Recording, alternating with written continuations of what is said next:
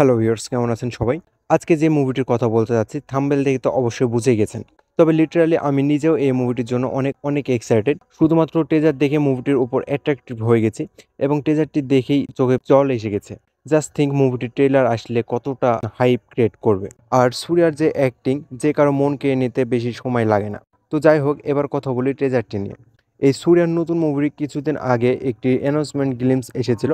আর সেখানে মুভিটির কোনো নাম দেওয়া ছিল না, শুধুমাত্র দেওয়া ছিল সূর্যা 44। তবে এবার টিজারটিতে নাম দেওয়া হয়েছে, নাম রেখেছে রেট্রো। অসাধারণ নাম। আর যখন মুভিটির অ্যানাউন্সমেন্ট গ্লিম্পস এসেছিল তখন দেখে মনে হচ্ছিল এটা একটি মাস অ্যাকশন ফিল্ম হতে যাচ্ছে। সূর্যার যেমনটা লুক দেখা গেছিল সেই গ্লিম্পসে, দেখে সবাই ভাবছিল যে এটা অ্যাকশন ফিল্ম। বাট একদম ভুল ধারণা, এটা অ্যাকশন ফিল্ম নয়, এটা একটি রোমান্টিক মুভি, আতরাঙ্গি রোমান্টিক মুভি। তবে অ্যাকশনও থাকবে কিছু কিছু। তবে যে রোমান্টিক কার্ডগুলো থাকবে ওগুলো অসাধারণ হবে, এটা গেস করা যাচ্ছে। আর মুভিটির ডিরেক্টরও বলে দিয়েছে এটা একটি আতরাঙ্গি রোমান্টিক ফিল্ম। আর কিছুদিন আগে সূর্যা কাঙ্গুভা মুভি রিলিজ হয়েছিল, ওইটার হাইপ অনেক ছিল, বাট শেষমেশ মুভিটা হতাশ করে ছাড়লো। তবে খুব একটাও খারাপ ছিল না, আমার কাছে অলমোস্ট সব কিছু ঠিকঠাকই লেগেছিল। তবে এই রেট্রো মুভিটি হতাশ করবে না বলে ধারণা করা যাচ্ছে। আর এই রেট্রো মুভিটির ডিরেক্টরও অনেক বিখ্যাত মুভি মেকার।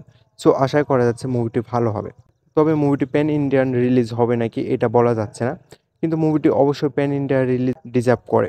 তবে তেলেগু ফিল্মগুলো খুব কম প্যান ইন্ডিয়া রিলিজ হয়। আর রেট্রো মুভিটির চান্সেস অনেক বেশি প্যান ইন্ডিয়া রিলিজ হওয়ার। আর আপনারা কারা কারা এই রেট্রো মুভিটির জন্য অপেক্ষা করছেন অবশ্যই কমেন্ট করে যাবেন। তো ভিডিওটি এ পর্যন্তই। সবাই ভালো থাকবেন, সুস্থ থাকবেন, ধন্যবাদ।